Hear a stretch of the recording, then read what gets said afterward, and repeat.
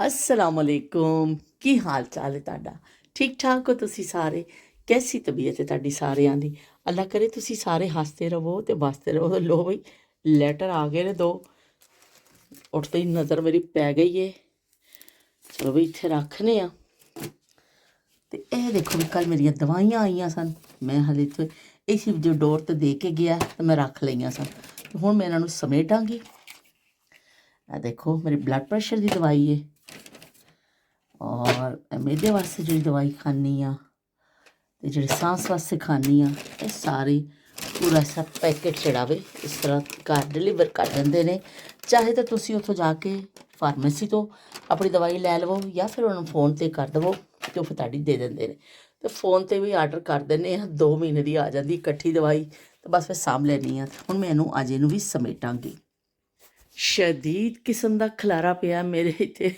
ए देखो मेरा एक फोन का चार्जर ए पिया वे दूसरे फोन का वो पिया वे पुराने वाले फोन का तो बस भैया देखो मेरा खलारा शलारा हले पिया सारा हुण मैं तो सारी सफाई करनी है बस हुण मुहिम शुरू हो गई है सवेरे सवेरे सफाई वाली ए पिया वे रोगने कॉलोंजी है मैं मलनी गोडे के ऊपर मलते हैं रात को कि भाई जड़ा तेल ਇਹਦਾ ਫਾਇਦਾ ਵੇ ਇਸ ਤੋਂ ਹੀ ਫਿਰ ਮੈਂ ਸੋਫੇ ਦੇ ਉੱਪਰ ਵਿਛਾ ਲਿਆ ਸੀ ਕੋਈ ਤੇਲ ਵੇਲ ਦਾ ਤੇ ਦਾਗ ਨਾ ਲੱਗ ਜਾਵੇ ਹੁਣ ਸਾਰਾ ਮੈਂ ਚੁੱਕਾਂਗੀ ਇਹ ਫੋਨ ਸ਼ੋਨ ਵੀ ਪਏ ਨੇ ਦੇਖੋ ਇੱਕ ਫੋਨ ਮੇਰੇ ਹੱਥ 'ਚ ਇੱਕ ਹੈ ਪਿਆ ਟੈਬਲੇਟ ਪਈ ਹੈ ਹੁਣ ਸਾਰੀਆਂ ਚੀਜ਼ਾਂ ਮੈਂ ਚੁੱਕਾਂਗੀ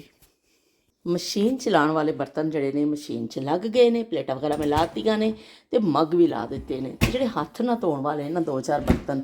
ਉਹ ਫਿਰ ਮੈਂ ਹੁਣ ਦੇਸ਼ ਕੀ ਦੁਸ਼ਕੀ ਜਿਹੜੀ ਹੈ ਮੈਂ ਧੋਵਾਂਗੀ चमकता होया दिन आ गया फिर निकल आई अपने तरफ पौधे देख लवां एक नवा तजर्बा असी करन लगे ये उपर बड़े सोहने आते हैं जामनी रंग के फुल बड़े खूबसूरत ए देखो अंदर डोडियां बड़ियां ना इन्हां तो फुल निकलने ने गुच्छियां के गुच्छे निकलणगे बड़े खूबसूरत फुल पर यह जो सामने भी ये नाल दा ही है ये हुण असी शाजिया ने अमेरिका तो सानू दसिया भी यूट्यूब सर्च तो पता चलिया ये अगर पत्ती और लीमू वगैरह का पाया जाए ना जो बच जाता छिलका तो कलर जड़ा वे चेंज हो जाएगा तो हुण मैं तजर्बाती तौर के उत्ते ये उत्ते अज पा दिता वे देखने फिर तुसी भी इत्थे ते असी भी इत्थे यह जामनी रंग दे ने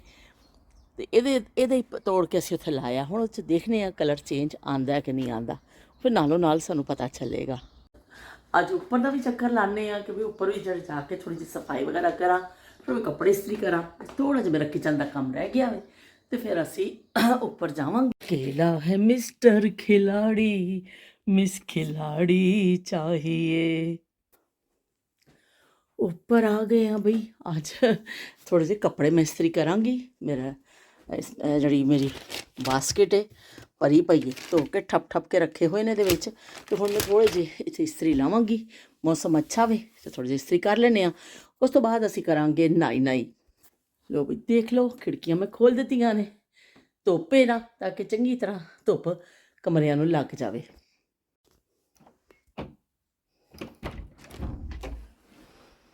लो बई हुण दवाइयां इत्थे रख दईए अपनियां सारा समान इत्थे पिया वे एक्सट्रा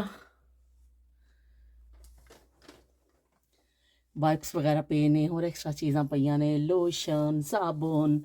ते जड़ी चीज़ां पईयां ने मेरे सूई धागे दा डब्बा भी इत्थे पिया ते हुण मैं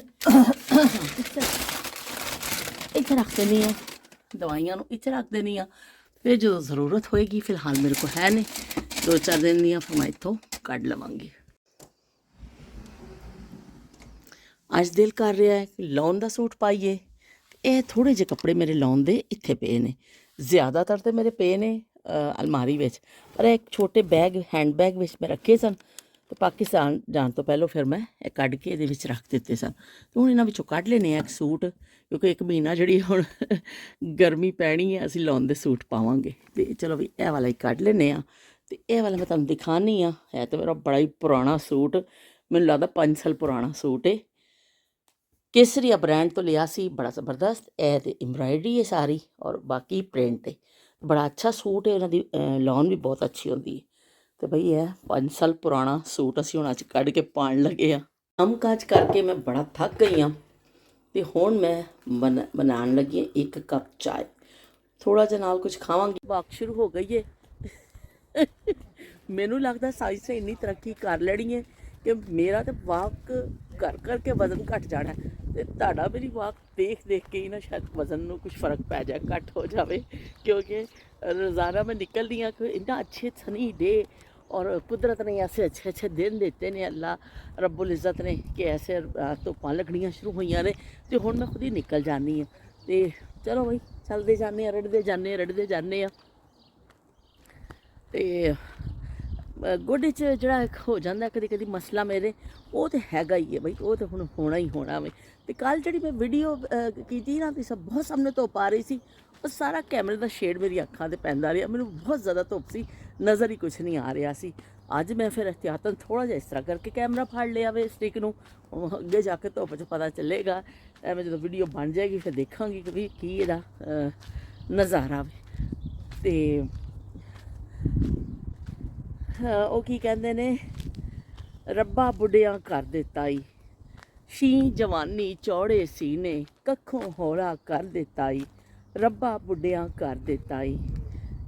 ਉੱਚੇ ਲੰਮੇ ਹੋਨੇ ਸਾਂ, ਗਿੱਠਿਆਂ ਗਿੱਠਿਆਂ ਕਰ ਦਿੱਤਾ ਈ, ਰੱਬਾ ਬੁੱਢਿਆਂ ਕਰ ਦਿੱਤਾ ਈ। ਤੇ ਰੱਬ ਨੇ ਉਹ ਜਿਹੜਾ ਅਮਲ ਹੈ ਬੁੱਢੇ ਹੋਣ ਦਾ, ਉਹ ਤੇ ਹਰ ਇਨਸਾਨ ਦਾ ਚੱਲਦਾ ਵੇ ਨਾ, ਉਹ ਕੋਈ ਮੈਂ ਇਕੱਲੀ ਥੋੜ੍ਹੀ ਆ। ਉਹ ਕੀ ਕਹਿੰਦੇ ਨੇ, ਹਰ ਬੰਦਾ ਉਸकी ज़द में आता है। हर बंदा ਜਿਹੜਾ ਕਦੀ ਬੱਚਾ ਹੁੰਦਾ ਵੇ, ਫਿਰ ਥੋੜ੍ਹਾ ਪੈਰ ਚੱਲਣਾ ਸਿੱਖਦਾ ਵੇ, ਫਿਰ ਹੌਲੀ ਹੌਲੀ ਉਹ